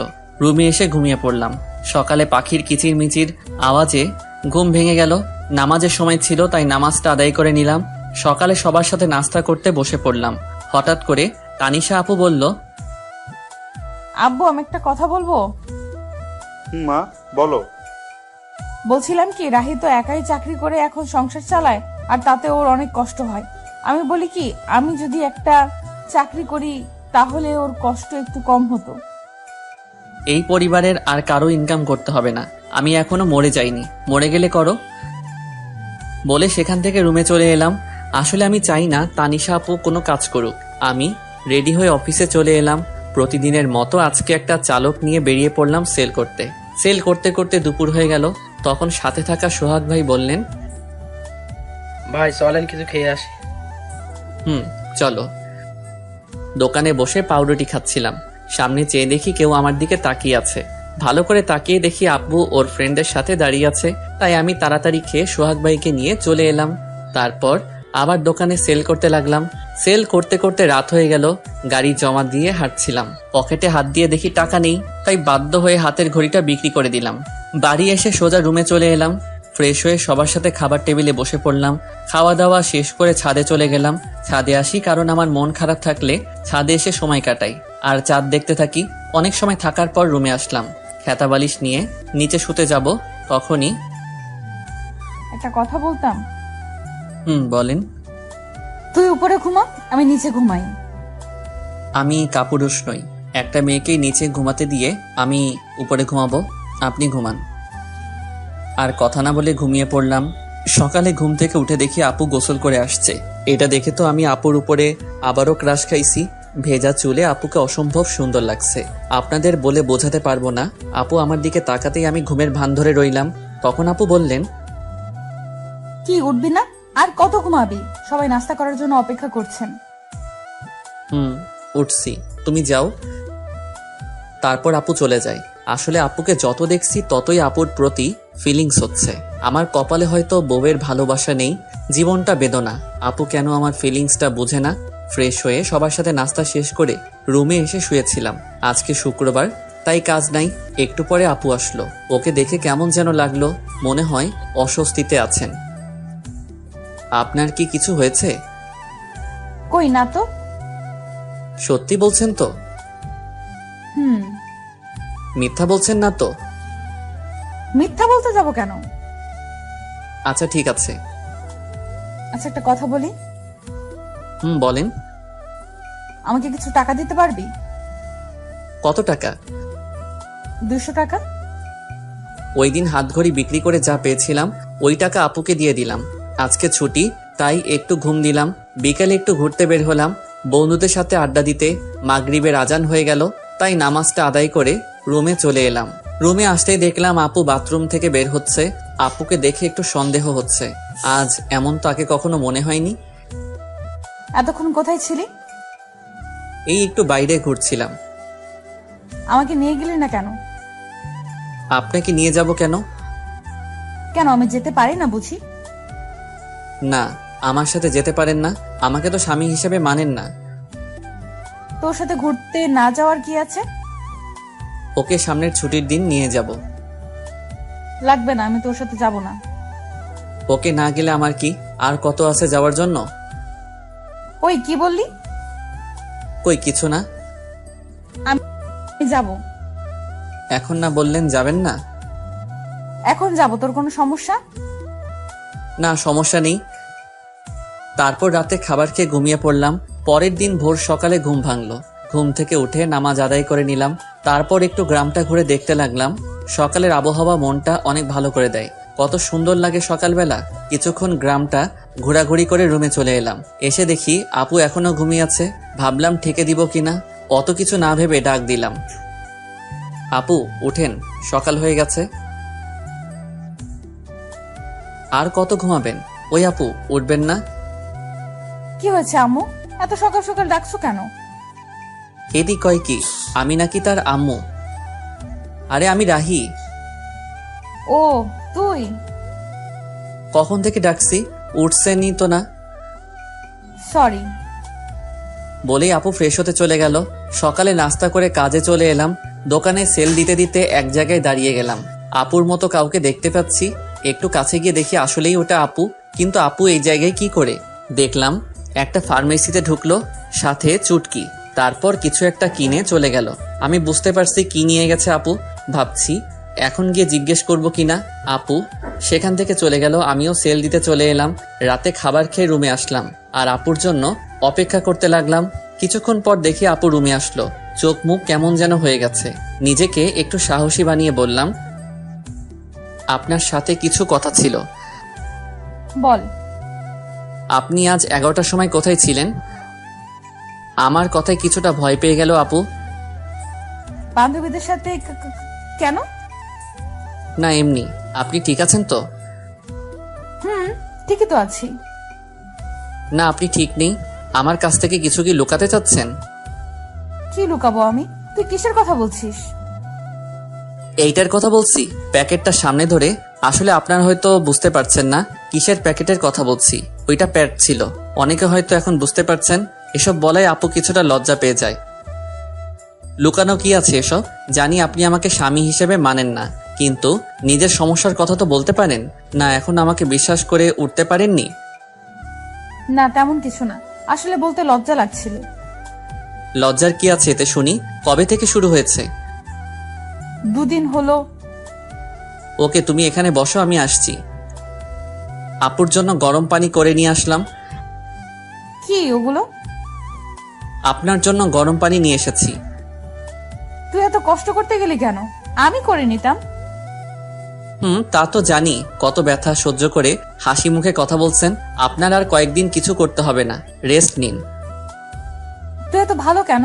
সবার কত খেয়াল রাখিস, আমার পিরিয়ডের কথা শুনে এত কেয়ার করছিস। যদিও তোকে স্ত্রীর অধিকার দেইনি, যদি দিতাম আরো কত কিছু করতে আমার জন্য। সরি রাহি, আমি জানি তুই অনেক ভালো। তোর মতো স্বামী সবার কপালে জোটে না, কিন্তু আমি কেন যে তোকে মেনে নিতে পারছি না। কি ভাবছেন? কিছু না, তুই ঘুমিয়ে পড়। না যদি আপনার কিছু লাগে। লাগবে না, দরকার হলে তোকে ডাক দিব। ওকে। তারপর আমি ঘুমিয়ে পড়লাম। পরের দিন আর কাজে যাইনি। আপুর শরীরটা খারাপ হয়ে পড়ছিল, তাই সারাদিন আপুর পাশে ছিলাম। যখন যেটা লাগে সব করলাম। ইস, যদি আমাকে স্বামী হিসেবে মেনে নিত তাহলে এই মুহূর্ত আরো কত সুন্দর হতো। আমার কপালটাই খারাপ। আচ্ছা ও কি বুঝে না আমি ওকে কতটা ভালোবেসে ফেলেছি? এক মুহূর্ত ভালো লাগে না আপুকে ছাড়া। রাতে আবার আপুর জন্য গরম পানি করলাম। তারপর ওষুধ খাইয়ে দিয়ে ঘুম পাড়িয়ে দিলাম। আমিও ঘুমাতে আসলাম। রাহি, বলেন। তোকে একটা কথা বলার ছিল। কি? আমি প্রথম দিন তোকে একটা কথা বলেছিলাম, আমি তোকে স্বামী হিসেবে মানতে পারবো না। কিন্তু এতদিন তোকে কাছে থেকে দেখেছি, তোর কেয়ার গুলো দেখে সত্যি আমি তোকে অনেক ভালোবেসে ফেলেছি। প্লিজ তুই আমাকে তোর স্ত্রী হিসেবে গ্রহণ কর। আমিও তো আপনাকে প্রথম দিন থেকেই ভালোবেসে ফেলেছি। কি এতদিন বলিসনি কেন? আমি কি জানতাম আপনিও আমাকে ভালোবাসেন? এখন তো জানলি। এখনো কি আপনি বলবি? আচ্ছা ঠিক আছে, তুমি করে বলবো। ও ওদিকে আসছিস কেন? আপনিটাকে তুমি করতে হবে তো। আপুর এমন কথা শুনে আমার তো খুশিতে হিরো আলমের গান লাগাই নাচতে ইচ্ছে করতেছে। মনে সাহস নিয়ে আপুর ঠোঁটের কাছে আমার ঠোঁট এক করতে যাব, ঠিক তখনই চমকে উঠেছিলাম। আপু আমাকে থাপ্পড় মারলো কেন? তখনই চোখ খুলে দেখি এইটা ছিল স্বপ্ন। মনটাই খারাপ হয়ে গেল। কত সুন্দর একটা স্বপ্ন দেখলাম, এটা যদি বাস্তবে হতো তাহলে কেমন হতো। কিন্তু ওই যে আমার কপাল খারাপ, চারদিকে তাকিয়ে দেখি সকাল হয়ে গেছে। বিছানায় চোখ যেতেই দেখলাম আপু কত সুন্দর করে ঘুমাচ্ছে, ছোট বাচ্চাদের মতো করে। দেখলেই তো পাগল হয়ে যাওয়ার মতো অবস্থা, কিন্তু কিছু করার নেই। এত রোমান্টিক হওয়া আমার জন্য মানায় না। তাই গিয়ে আপুকে ডাক দিলাম, আপু উঠুন, সকাল হয়ে গেছে। আপনার শরীরে কেমন আছে এখন? ভালো। আপুকে তুলে আমি ফ্রেশ হয়ে খাবার টেবিলে চলে এলাম। দেখি আব্বু বসে আছে। রাহি, তোর সাথে কিছু কথা আছে। বলো আব্বু। আমাদের দোকানটা নতুন করে শুরু করবো ভাবছি। আব্বু, এটা তো ভালো কথা। দোকানটা চালু হলে তোকে আর চাকরি করতে হবে না, লেখাপড়া কমপ্লিট করবি আর তানিশা মার খেয়াল রাখবি। আব্বু, পরেরটা পরে দেখা যাবে, আগে তো শুরু করো। এভাবেই আমাদের জীবনটা চলছিল। আপু আগের থেকে বেশি আমার উপর রাগ দেখায়, আবার অধিকারও খাটায়। মনে হয় যেন সত্যি আমি ওর বর। কখনো মনে হয় মেনে নিয়েছে, আবার কখনো মনে হয় এগুলো সবাইকে দেখানোর জন্য করছে। একদিন আপু বলল, চল আজকে আমরা ঘুরতে যাই। কোথায় যাবেন? চা বাগান দেখতে যাই। আমার ভালো লাগছে না। কি? আরেকবার বল, দেখ আমি তোর কি অবস্থা করি। আচ্ছা চলেন। এই তো গুড বয়। এ কেমন মেয়ে রে বাবা, একবার রাগ দেখায় আবার রাগ নেই, সব শেষ হয়ে যায়। ও আল্লাহ, কেমন মেয়ের পাল্লাই ফেললে। স্বামী হিসেবে মানে না, কিন্তু স্বামীর অধিকার ঠিক কাটায়। মন চায় কচু গাছের লগে ফাঁস দিয়ে মরে যায়। আল্লাহ আমায় উঠাই লও। আমি রেডি হয়ে আপুর জন্য অপেক্ষা করতে লাগলাম। মেয়েদের এই একটাই জিনিস, কোথাও যাইতে হলে মেকআপ নামের জিনিস তাদের দিতে হইব। কত সময় ধরে অপেক্ষা করতেছি, আসার কোনো নামই নেই। হলো আপনার? এই তো চল। আপুর দিকে তাকাতেই আবারও ক্রাশ খেলাম। নীল জামার সাথে ম্যাচিং করে চুড়ি, চোখে কাজল, অসম্ভব সুন্দর লাগছে, পরীর মতো লাগছে। কি আর বলমু ভাই, এগুলো শুধু নাটকে আর গল্পে সম্ভব। জীবনে তো একটা পরীর মতো সুন্দর মাইয়া দেখলাম না, পরী নামের পেতনি দেখছি। কি হলো, হা করে কি দেখছিস? পরী দেখি। এখানে পরী পাইলি কই? আমার সামনে। মুখ ফসকে কথাটা বলে ফেললাম। আমার কথা শুনে আপু কিছুটা লজ্জা পেয়ে যায়। আর পরী দেখতে হবে না, চল। চলেন। তারপর আমি গিয়ে আমার বাইকটা বের করলাম। আপু এসে দাঁড়িয়ে আছে। উঠবেন না? উঠছি তো। বলেই আপু বাইকে উঠে আমার কাঁধে হাত রাখলো। কাঁধে হাত দিতেই অন্যরকম অনুভূতি হচ্ছিল। এই প্রথম বাইকে কোনো মেয়েকে নিয়ে উঠলাম। চাচাতো বউকে নিয়ে বাইক চালাচ্ছি, খুব ফিলিংস হচ্ছে। এই ফিলিংসটা আপনাদের বলে বোঝাতে পারবো না। তারপর বাইকটা স্টার্ট করে চালাতে শুরু করলাম। কিছুক্ষণ পর বাইকের স্পিডটা একটু বাড়িয়ে দিতেই আপু আমাকে শক্ত করে জড়িয়ে ধরে। এতক্ষণ এটাই তো চাইছিলাম, নরম শরীরের স্পর্শ, খুব ভালো লাগছিল। কিছুক্ষণ পর আমরা শ্রীমঙ্গল বদ্ধভূমি 71 চলে আসলাম, চায়ের রাজধানী শ্রীমঙ্গল। আমরা বাইক থেকে নামতেই আপু আমার হাত শক্ত করে জড়িয়ে হাঁটতে লাগলো। খুব ভালো লাগছিল তখন। আপু নীরবতা ভেঙে বলল, রাহি। বলেন। সরি। সরি মানে? কেন?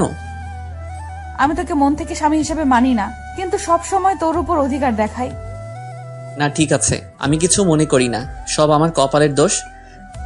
এমন করে বলছিস কেন? কেমন করে বললাম আবার? কিছু না। কিছুক্ষণ আপুর কিছু পিক তুলে দিয়ে আমি বললাম, কিছু খাবেন? আইসক্রিম নিয়ে আয়। আমি তো জানি মেয়েরা ফুচকা পাগলি হয়, কিন্তু আপনি আইসক্রিম পাগলি কেন? এমনি। তোর কোনো সমস্যা? না, আনছি আমি। আইসক্রিম নিয়ে এলাম, তারপর বললাম, এই নেন আপনার আইসক্রিম। একটা কেন, তুই খাবি না? না, ওসব আমি খাই না, আপনি খান। ওকে। আইসক্রিমটা হাতে নিয়ে বাচ্চাদের মতো খেতে লাগলো। এত বড় একটা মেয়ে হয়ে বাচ্চাদের মতো আইসক্রিম খাচ্ছে, কি অদ্ভুত ব্যাপারটা। আপু আইসক্রিম খাচ্ছে আর আমি তাকিয়ে শুধু দেখছি। কি ব্যাপার, অমন করে কি দেখছিস? কই না তো। আমি দেখেছি তুই আমার খাওয়া দেখছিলি। না, দেখতে হবে না, চাইলে তুই খেতে পারিস। না, আপনি খান। আমি বলছি তুই খাবি, এই নে। আমি খাবো না, আপনি খান। তুই খাবি নাকি আইসক্রিম তোর মুখে মেখে দিব?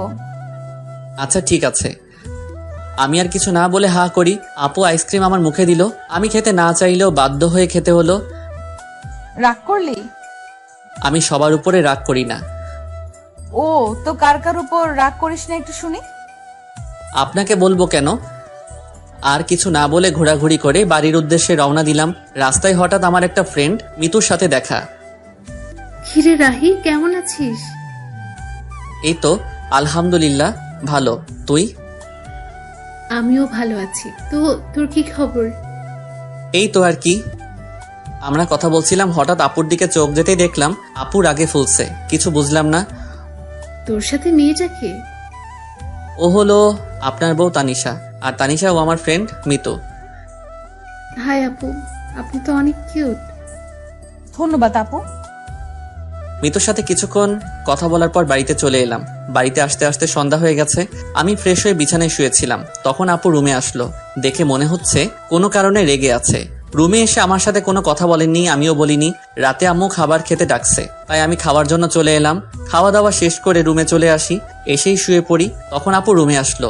তখন আমি বললাম, কি ব্যাপার, আপনাকে এমন দেখাচ্ছে কেন? সারাদিন তো ঠিকই ছিলেন।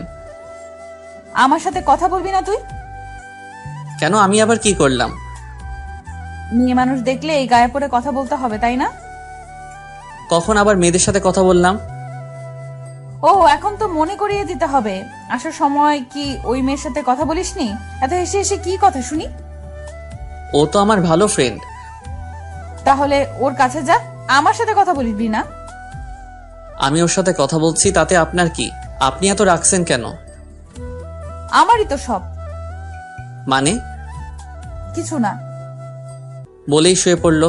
কি আজব মেয়ে বাবা, এখন দেখছি কারোর সাথে কথা বলতে দেবে না। নিজে তো ভালোভাবে কথা বলেই না, আবার অন্য কারোর সাথে কথা বললে রেগে যায়। মেয়েদের মন বোঝা আসলে অনেক কঠিন। কি কখন কি চায় তারাই ভালো জানে। কি বলছিস? আপনি এখনো ঘুমাননি? তুই ঘুমাবি না? ঘুমাচ্ছি। সকালে ঘুম থেকে উঠে তো অবাক, আপু আমাকে জড়িয়ে ধরে শুয়ে আছে। আমার শরীর কাঁপছে, হার্টবিট বেড়ে যাচ্ছে। কিন্তু কি আর করব, এত রোমান্টিক হলে তো চলবে না। আপুকে ডাকতে লাগলাম, আপু আমাকে জড়িয়ে ধরে শুয়ে আছে কেন? আমি আমার হাজবেন্ডকে জড়িয়ে আছি। তোর কোনো সমস্যা? আপনার হাজবেন্ড মানে বুঝলাম না। এখন ঘুমাতে দে, বেশি কথা বলিস না। আপনি ঘুমাবেন ভালো কথা, আমাকে তো ছাড়েন। আমার ইচ্ছে হয়েছে তাই ঘুমিয়েছি, ডিস্টার্ব করিস না তো এখন। হারামজাদি কয় কি, আমাকে জড়িয়ে আছে, আবার আমাকেই বলছে ডিস্টার্ব না করতে। মনে হচ্ছে লাথি মেরে মঙ্গল গ্রহে পাঠিয়ে দেই। কিন্তু ততক্ষণে ভাবলাম, যদি সেখানে পাঠিয়ে দেই আমার কি হবে? আমি তো আপুকে ভালোবাসি। নিজেকে শান্ত করে বললাম, আপনি ঘুমান, আমি মানা করেছি নাকি? কিন্তু আমাকে ছাড়ুন। তারপর আপু আমাকে ছেড়ে দেয়। আপনি চাইলে আরো ঘুমাতে পারেন। আমি ফ্রেশ হয়ে নাস্তা করে রুমে এসে দেখি বাচ্চাদের মতো বালিশটাকে জড়িয়ে ধরে শুয়ে আছে। এটা দেখে আমার ঠোঁটের কোণায় হাসি ফুটে উঠেছে। কালকে দিনটা আমার কাছে অনেক ভালোই লাগছিল। যত দিন যাচ্ছে আপুর প্রতি দুর্বলতা কাজ করছে। কেন জানি অনেক ভালোবেসে ফেলেছি। আপুকে ছাড়া হয়তো এখন 1 সেকেন্ডও বাঁচতে পারবো না। আমি কি আমার মনের কথা বলে দিব? কিন্তু তখন যদি রেগে যায়? কিন্তু আমার মনের কথা না বলা পর্যন্ত তো আমি শান্তি পাচ্ছি না। সব সময় আপুর প্রতি ভালোবাসা, দুর্বলতা, ওকে স্পর্শ করার ইচ্ছা, ওর প্রতি নেশা আমার ভেতরটাকে শেষ করে ফেলছে। আচ্ছা, আপু কি আমাকে ভালোবাসে? ওর ব্যবহার দেখে তো তাই মনে হচ্ছে। আপুও আমাকে ভালোবাসে, কিন্তু বলতে পারছে না। আচ্ছা, আমি কি সরাসরি গিয়ে বলে দিব? আমরা কি সবকিছু ভুলে দুজন দুজনকে ভালোবাসতে পারি না? আজকে বলে দিব, যা হবার হবে। এদিকে তানিশা ঘুম থেকে উঠে আমাকে কোথাও খুঁজে পাচ্ছে না। সকাল থেকে একবারও দেখছে না। তানিশাও আমাকে ভালোবাসে, কিন্তু কখনো বলতে পারছে না। কারণ একে তো ও একটা মেয়ে, তার উপর আমি ওর চাচাতো ভাই, তার উপর ছোট লজ্জার কারণে বলতে পারছে না। কিন্তু মন থেকে রাহিকেই ভালোবাসে। রাত্রে বাড়ি আসার সময় আপুর জন্য আইসক্রিম, চকোলেট আর ফুল নিয়ে আসলাম। যেগুলো আপুর পছন্দ করে সেগুলো নিয়ে আসি। আজকে আমার মনের কথা বলেই দিব, পরে যা হবার দেখা যাবে। বাড়িতে এসে এগুলো নিয়ে সোজা আমার রুমে চলে এলাম। আমার রুমের মধ্যে ঢুকতে যাব, তখনই দেখি আপু কারোর সাথে ফোনে কথা বলছে। কি যেন মনে করে আর ভিতরে গেলাম না। দরজার ওপাশে দাঁড়িয়ে শুনতে লাগলাম, হ্যাঁ, আমি সত্যি ওকে ভালোবাসি আর ওর সাথে সারা জীবন থাকতে চাই। কিন্তু এই ঝামেলাটা থেকে আগে বের হই, তারপর আব্বু আম্মুকে সব বলে আমরা দুজন হানিমুনে যাব।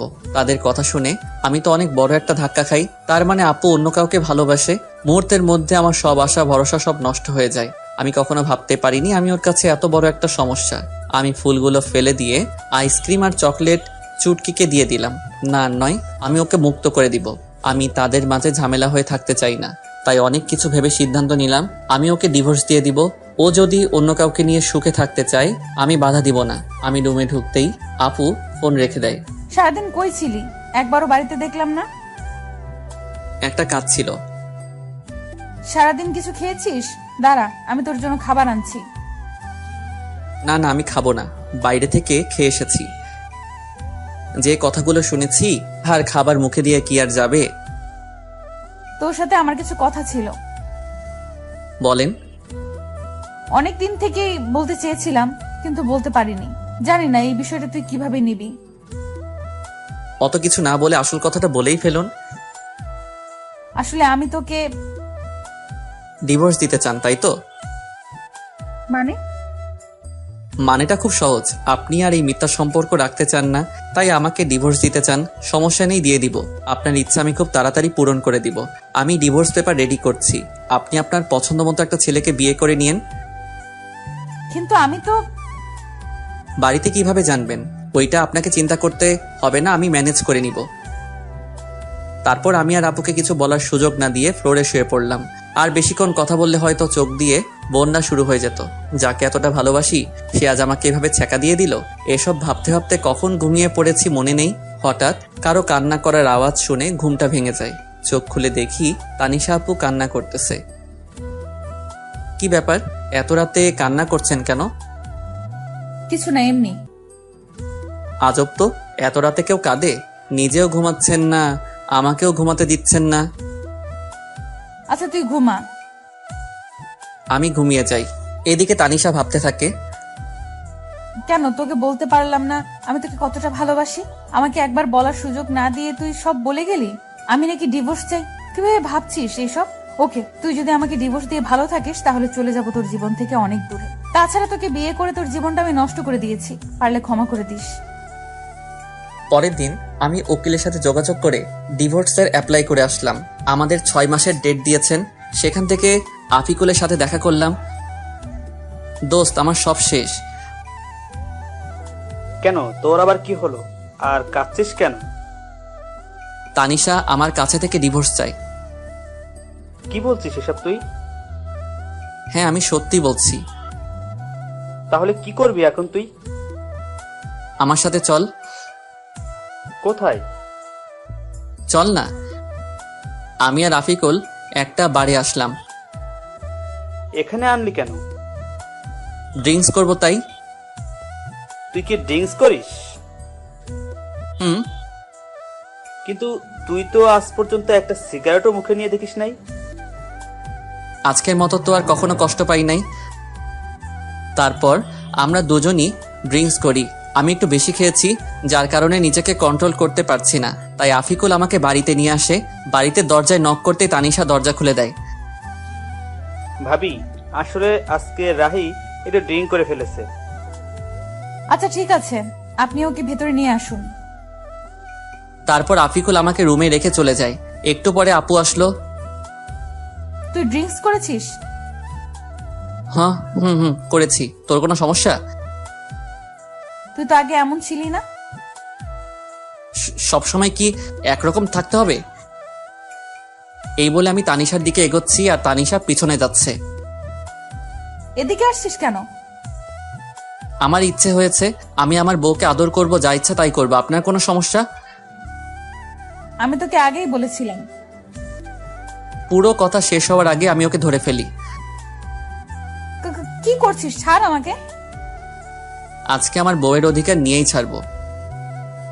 এই বলে তানিশার কাছে যেতেই ধাক্কা মেরে বিছানায় ফেলে দিল।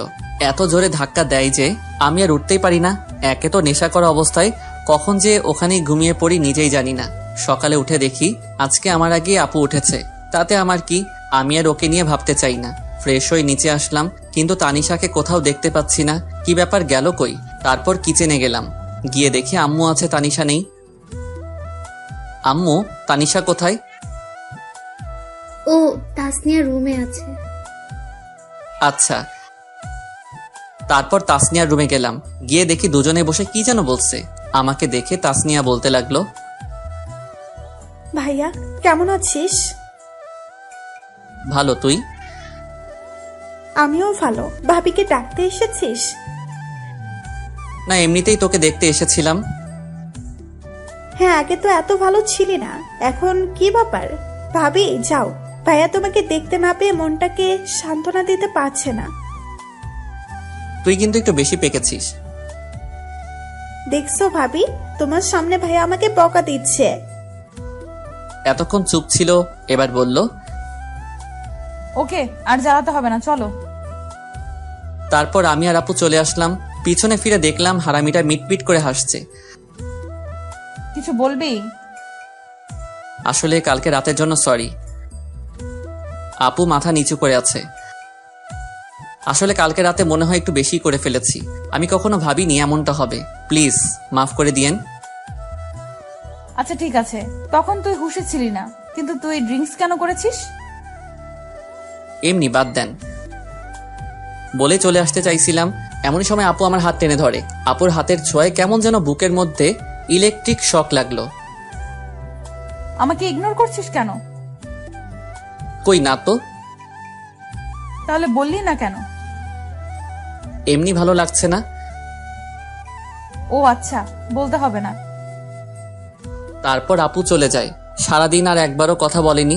তাতে আমার কি, দুজনে দূরে দূরে থাকাই ভালো। কিছুদিন পর আবার শরীরটা অনেক খারাপ হয়ে যায়। এই কয়দিনে তানিশার সাথে দরকার ছাড়া কোনো কথা হয় নাই। তানিশাও দরকার ছাড়া কথা বলেনি। দেখি সোজা হয়ে শো, আমি তোকে জলপট্টি দিচ্ছি। লাগবে না আমার, আমি ঠিক আছি। লাগবে না মানে? জ্বর তো এখনো কমেনি। তো কি হয়েছে, মরেই তো যাব, তার থেকে তো বেশি কিছু না। এত বেশি কেন বুঝিস সব সময়? আমি বেশি বুঝি, তাতে আপনার কি? আজব তো, এরকম করছিস কেন তুই আমার সাথে? কি করছি? কিছু না, এখন চুপ করে থাক। কিছু আর বললাম না। জানি আরো কিছু বললে হয়তো কষ্ট পাবে, আর কিছু শুনবেও না, তাই শুয়ে থাকলাম। আপু আমাকে জলপট্টি দিয়ে দিল। যতদিন পর্যন্ত সুস্থ হয়নি আমার পাশে থেকেছে, কিন্তু একবারও ভালোভাবে কথা বলেনি। এত যত্ন করিস কিন্তু ভালোবাসি কথাটা বললেও কি হয়? নিজেও কষ্ট পাবে, আমাকেও কষ্ট দিবে। ফাজিল একটা মাইয়া। কিছুদিন পর বলে ও নাকি তাদের বাড়িতে যাবে। কাল আমাকে আমাদের বাড়িতে নিয়ে যাবি?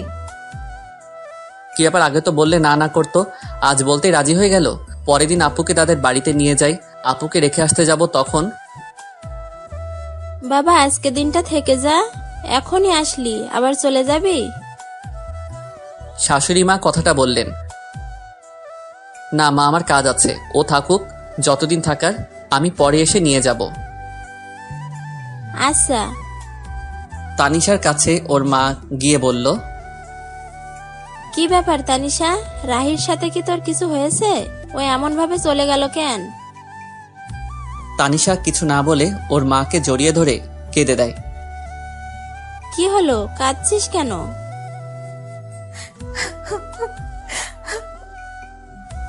কি হয়েছে পাগলি মেয়ে, এভাবে কাঁদছিস কেন? রাহি কি তোকে কিছু বলেছে? আম্মু, আমি রাহিকে ভালোবেসে ফেলেছি, কিন্তু বলতে পারছি না। ও অন্য কিছু ভেবে আমার উপর রেগে আছে। তারপর ওর মাকে সব খুলে বলে। আমি রাহির সাথে কথা বলে দেখছি। না আম্মু, তোমাকে বলতে হবে না। তুই তো বলতে পারবি না, পাগলি একটা। আমি বলছি। না, আমিই বলবো, তারপর যা হবার হবে। ওকে, তাহলে এবার কান্না থামা, পাগলি একটা। এদিকে আমি বাড়িতে এসে কিছু ভালো লাগে না, মনটা শুধু হাহাকার করছে। কি যেন নেই মনে হচ্ছে। আপুকে ওখানে রেখে এসে তো এখন রুমটা ফাঁকা ফাঁকা মনে হচ্ছে। ওকে কি নিয়ে আসবো? কিন্তু এত রাতে কিভাবে যাব? কাল সকালে গিয়ে নিয়ে আসবো, তা না হলে ওকে দেখতে না পেয়ে মরেই যাব। এদিকে রাতটা যেন কাটতেই চাচ্ছে না, এপাশ ওপাশ করছি। এদিকে তানিশাও অস্থির অস্থির লাগছে, কেন যেন রাহিকে ছাড়া ভালো লাগছে না। অনেক কষ্টের পর সকাল হলো, আমি রেডি হয়ে বেরিয়ে পড়বো। তখনই এত তাড়াহুড়ো করে কোথায় যাচ্ছিস? একটা কাজে। তোর আবার কিসের কাজ? আছে একটা জরুরি কাজ, আমি যাচ্ছি বলে চলে আসলাম এতক্ষণ পর তানিশা আপুর বাড়িতে চলে আসলাম। এসে কলিং বেল চাপ দিতেই আমার চাচা মানে শ্বশুর মশাই দরজা খুলে আমাকে দেখতে পান। আরে রাহি বাবা, এত সকালে যে? ভেতরে আসতে বলবেন না? আরে আয়, এটা তো তোরই বাড়ি। কে এসেছে গো? দেখে যাও, তোমার মেয়ে জামাই এসেছে। ও রাহি, বাবা ভিতরে এসে বসো। আম্মু, তানিশা কই? ওর ঘরে আছে। আচ্ছা। আমি আর এক মুহূর্তে এখানে না দাঁড়িয়ে আপুর রুমে চলে এলাম। এসে দেখি মহারানী মন খারাপ করে শুয়ে আছে। আমি একটু আওয়াজ করলাম, দেখলাম কোনো সারা শব্দ নেই। আপনার কি মন খারাপ? দেখি আমার কথা শুনে আমার দিকে তাকালো, কিন্তু ওকে দেখে মনটা খারাপ হয়ে গেল। মহারানী শুয়ে শুয়ে কান্না করছিল। তুই এখানে এসেছিস কেন? কেন, আমার শ্বশুর বাড়ি কি আমি আসতে পারি না? না, আসবি না, চলে যা এখান থেকে। কিন্তু আমি তো চলে যেতে আসিনি, আমি তো আপনাকে সাথে করে নিয়ে যেতে এসেছি। আমি কেন তোর সাথে যাব? আমি নিয়ে যাব তাই। আমি যাব না, তুই চলে যা এখান থেকে। আমি তো যাব না আপনি না গেলে। কেন, আমি তোর কে? আপনি আমাকে চাচাতো বউ। এসেছে বউ বউ করতে, যাব না আমি। তানিশা, বললাম তো যাব না। আমি তোমাকে অনেক ভালোবাসি, নিজের থেকে অনেক বেশি। চলো আমার সাথে। কি বললি? ভালোবাসি। কাকে? তোমাকে। প্রথম দিন কি বলেছিলাম? আমি এত কিছু জানি না, আমি জানি তুমিও আমাকে ভালোবাসো। আমার ভেবে দেখতে হবে। আচ্ছা, কিন্তু বাড়িতে চলো আমার সাথে প্লিজ। কিন্তু আব্বু তো আজকে যেতে দিবে না। সেটা আমি দেখতেছি, চলো। তারপর আমি ওকে নিয়ে চলে আসতে লাগলাম। আরে তোমরা কই যাও? চাচা, বাড়ি যাব। কিন্তু এখনই তো এলে। আমাদের দরকার আছে।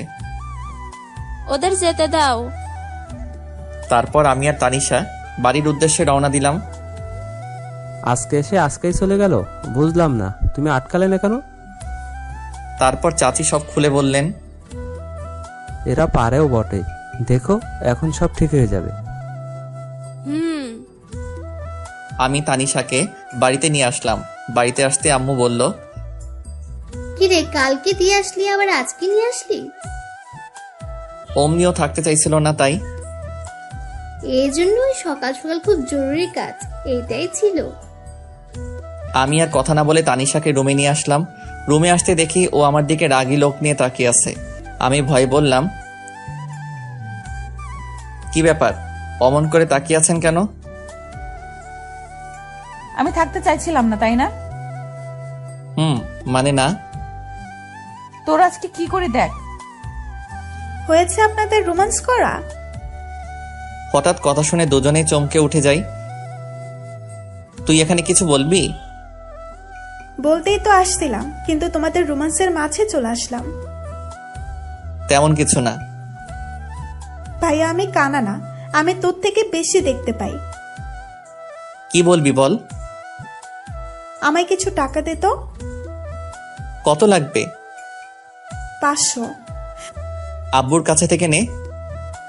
না, তুই দে, আব্বু বকা দিবে। পরে এসে নিয়ে যাস। ওকে, তোরা রোমান্স চালিয়ে যা। তোকে আজকে। চুটকি দৌড়ে চলে যায়। তানিশার দিকে তাকিয়ে দেখি লজ্জায় লাল হয়ে আছে।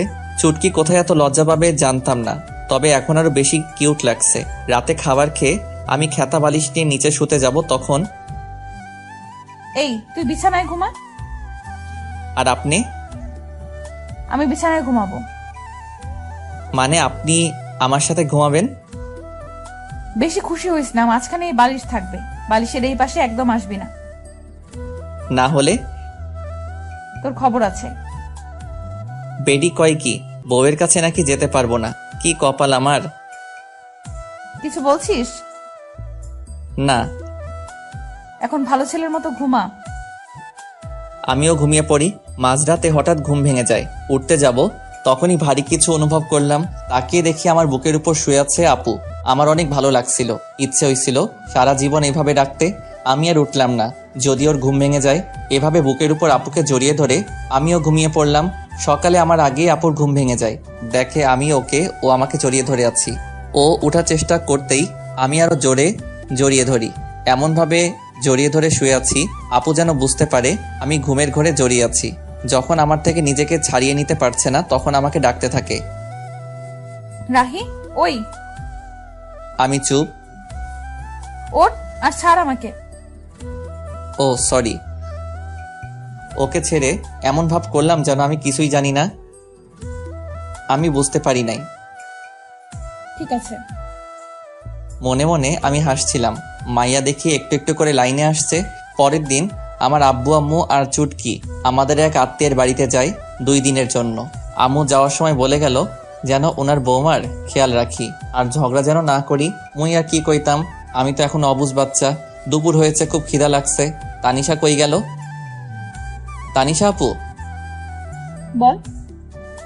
দুপুর হয়ে গেল তো, কিছু কি রান্না করছেন? খুব ক্ষুধা লাগছে। আমি তো রান্না করতে পারি না। কি মজা করছেন আমার সাথে? মজা কেন করবো, আমি সত্যিই রান্না করতে পারি না। খাইতে পারেন? মানে?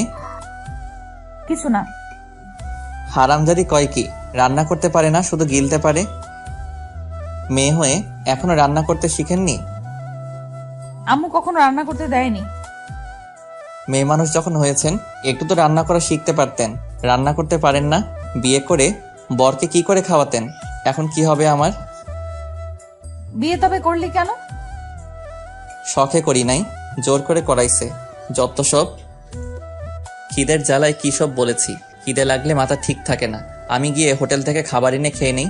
পরে মনে হলো তানিশাও কিছু খাই নাই, তাই খাবারগুলো নিয়ে ঘরে গেলাম। এই নেন, খাবারগুলো খেয়ে নেন। আমার মাথা ব্যথা করছে, আমি নিচে ঘুমাচ্ছি, আপনি খাবার খেয়ে নিয়েন। তারপর আমি গিয়ে ড্রয়িং রুমে ঘুমিয়ে পড়লাম। ঘুম ভাঙলে দেখি সন্ধ্যা নামবে। তানিশাকে ডাকতে রুমে যাই। গিয়ে দেখি খাবারগুলো যেমন রেখেছিলাম তেমনই আছে। তানিশা গেল কোথায়? সারা বাড়ি খুঁজে পেলাম না, তাই ছাদে গেলাম। গিয়ে দেখি মহারানী ছাদে দাঁড়িয়ে আছে। আমি গিয়ে ডাক দিতেই চোখ মুছে আমার দিকে তাকালো। বুঝলাম আমার কথায় অনেক কষ্ট পেয়েছে। খিদের জ্বালায় তখন আমার মাথা ঠিক ছিল না। আমার হয়তো এমনভাবে বলা ঠিক হয় নাই। এখনো খাবার খান নাই কেন? এমনি ভালো লাগছিল না। সরি, আমি আপনাকে সেভাবে বলতে চাইনি। প্লিজ আমাকে মাফ করে দিয়েন। না, সরি কেন বলছিস? তুই তো ঠিকই বলছিস। না, আমি ঠিক বলিনি। সরি, আমার উপর রাগ করে থাকবেন না। আচ্ছা, রাগ করে নাই। সত্যি? সত্যি। তাহলে চলুন, এখন খাবেন। এখন? সারাদিন তো কিছুই খান নাই। তারপর আমি ওকে জোর করে এনে খাওয়ার জন্য বসিয়ে দিলাম। ও খাচ্ছিল, আমি চেয়ে চেয়ে দেখছিলাম। কি ব্যাপার, এমন করে আমার খাওয়া কি দেখছিস? কই না তো। আমি দেখছি তুই আমার খাওয়া দেখছিলি। দেখছি তো, কি হয়েছে? কেন, আমার নজর লাগবে না বুঝি? আমি আমার বউয়ের খাওয়া দেখছি, তাতে আপনার কি? কে তোর বউ? কেন কি বললি? কে তোর বউ? আপনি খান, আমি আসছি। এখন আবার কই যাস? রাতের খাবার আনতে। আপনি তো আর রান্না করতে পারবেন না। পরের দিন এভাবেই চলে গেল। তার পরের দিন বাড়িতে সবাই এলো। এইদিকে মনে মনে আমি একটা প্ল্যান করতে থাকি। পরের দিন সকালে ঘুম থেকে উঠে দেখি তানিশা আমাকে আজকেও জড়িয়ে ধরে আছে। আমিও উঠি না, কারণ এই সময়টা আমার কাছে খুব ভালো লাগে। সারাদিনে ওর এতটাই কাছে আসতে পারি, এটাই আমার জীবনের অনেক কিছু। সারা জীবন আমি ওকে আমার বুকের মধ্যে জায়গা দিতে চাই, যেন কখনো সে হারিয়ে না যায়। আজকে তানিশা ওর ফ্রেন্ডের সাথে দেখা করতে গেছে। দূর, কিছু ভালো লাগছে না। এর মাঝে আমার ফোনটা বেজে উঠলো। ফোন হাতে নিয়ে দেখি এক বড় ভাইয়ের ফোন। ফোন রিসিভ করলাম। রাহি বলছো? হ্যাঁ ফয়সাল ভাই, বলেন। তুই চাকরির কথা বলেছিস না?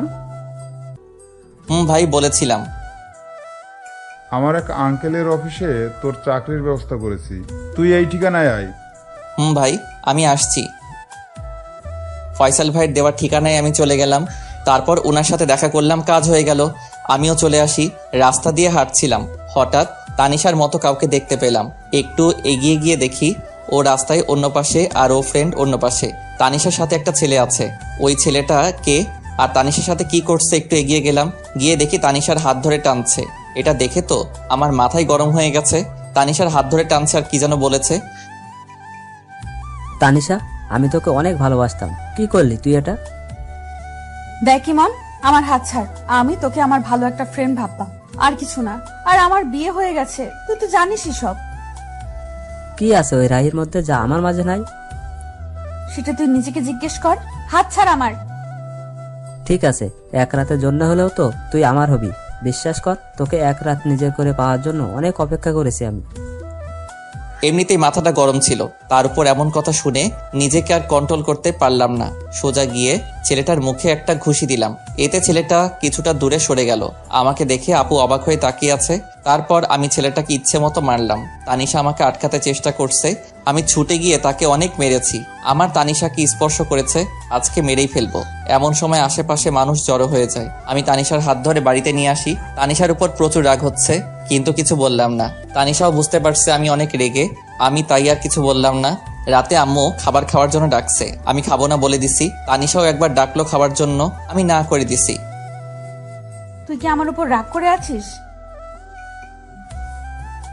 বল না। আমি তোকে কিছু জিজ্ঞেস করেছি। কি জানতে চান? আমি রেগে আছি কিনা? হ্যাঁ, আমি রেগেই আছি। আমার বউয়ের হাত ধরে টানাটানি করবে, আজে বাজে কথা বলবে, রাগ হবে না তো কি হবে? কেন গিয়েছিলে তাদের সাথে দেখা করতে? সরি, আমার ভুল হয়ে গেছে, রাগ করিস না। আমি জানতাম না এমন হবে। আপনি আরো অনেক কিছু জানেন না। কি? কিছু না। তাহলে রেগে থাকিস না প্লিজ। আমার দিকে তাকিয়ে একটু হাসি দে। আমি আর কি রাগ করে থাকবো? ওর মায়াবী চেহারা দেখলেই সবকিছু ভুলে যাই। ভালোবাসা মানুষের উপর, আর যাই হোক রাগ করে থাকা যায় না। তারপর একটা হাসি দিলাম। এই তো গুড বয়। অনেকদিন ফেসবুকে ঢোকা হয় না, তাই একটু ফেসবুকে ঢুকলাম। সময় কাটছিল না, তাই ভাবলাম 3-4টা মেয়ের সাথে চ্যাটিং করলে 2-3 ঘন্টা এমনি কেটে যাবে। তাই আমি ফেসবুকে চ্যাটিং করছিলাম। কখন যে আমার পাশে তানিশা এসে বসে আছে আমার খেয়ালই করি নাই। দেখলাম আমার চ্যাটিংও মনোযোগ দিয়ে দেখছে আর রাগে ফুলছে। মনে মনে ভাবলাম আজকে আমাকে কে বাঁচাবে, কিন্তু না, আমার সাথে কিছুই হলো না। আমার বদলে আমার শখের মোবাইলটা শহীদ হইল। আমার হাত থেকে ফোনটা নিয়ে ফ্লোরে আছাড় মারে। এতে করে আমার ফোনের বডি, কলিজা, হার্টবিট সব আলাদা হয়ে যায়। বেচারা আমার জন্য বিনা আন্দোলনে শহীদ হইল। আমার এত শখের মোবাইলটা হারামজাদি ভেঙে ফেললো। পরের দিন আমার অফিসে জয়েনিং ডেট ছিল। সকালে ঘুম থেকে উঠে আমি জরুরি কাগজপত্র নিয়ে বেরিয়ে পড়লাম। রাহি, কোথায় যাস? আম্মু আজকে একটা চাকরির ইন্টারভিউ আছে। ওকে, ভালো করে ইন্টারভিউ দিস। ওকে আম্মু। আম্মু কাছ থেকে বিদায় নিয়ে অফিসে এসে বসে আছি। এক পিয়ন এসে আমাকে ডাক দিল। মিস্টার রাহি, স্যার আপনাকে ভেতরে ডাকছেন। আমি ভিতরে যাই। May I come in sir? Yes come in. তুমি রাহি তাই না? জি স্যার। কাল আমাকে ফয়সাল সব বলেছিল তোমার কথা। তোমার ফাইলগুলো আমাকে দাও। এই নেন। মিস্টার সাব্বির, ওনাকে ওনার কেবিন দেখিয়ে দিন। ওনার পিয়ন কে বললেন? আসুন আমার সাথে। চলুন। উনি আমাকে কেবিন দেখিয়ে চলে গেল। আমি কিছুক্ষণ বসেছিলাম, তারপর স্যার ডাকলো। স্যার, আমার চাকরি হয়ে যাবে তো? আরে তোমার চাকরি তো কালকেই হয়ে গেছে। আমি শুধু তোমার ফাইলগুলো একটু দেখছিলাম। সত্যি স্যার? এবার বলো, তোমার স্যালারি কত দিলে চলবে? আমি কি বলবো স্যার, আপনি বলেন। 30,000 হলে চলবে? আপনি যা ভালো বোঝেন স্যার। ফয়সাল আমার ছেলের মতো, তাই তুমি কোনো চিন্তা করো না। আজ থেকে তুমি এই কোম্পানির ম্যানেজার। ওকে? ধন্যবাদ স্যার। তারপর আমি অফিস থেকে চলে আসি। আজকে আমার অনেক খুশি লাগছে। হঠাৎ মনে পড়লো আজকে তো তানিশার জন্মদিন, ওকে আজকে সারপ্রাইজ দিতে হবে। বাড়ি আসার সময় সব জিনিসপত্র নিয়ে এলাম, আর সবার জন্য মিষ্টিও নিয়ে এলাম। আম্মু দরজা খুলে দিতেই আম্মুকে মিষ্টি খাওয়ালাম। মিষ্টি কি জন্য? আম্মু, আমার নতুন চাকরি হয়ে গেছে। এটা তো খুব ভালো কথা, তোর আব্বু শুনলে অনেক খুশি হবে। আম্মু, চুটকি কই? কি ব্যাপার, আজকে তানিশাকে না খুঁজে তাসনিয়াকে? আম্মু, তুমি না? ওর ঘরে আছে। আমি গিয়ে চুটকির সাথে দেখা করলাম, তারপর রুমে চলে এলাম। তানিশাকে বললাম আমার সাথে একটু আসতে। কোথায় যাব? আমার সাথে চলুন না। তারপর আমি ওকে ছাদে নিয়ে গেলাম। ছাদে যাওয়ার আগেই আমি ওর চোখ বন্ধ করে নিলাম। কি করিস? চুপ। আমি ছাদে নিয়ে গিয়ে চোখ ছেড়ে দেই।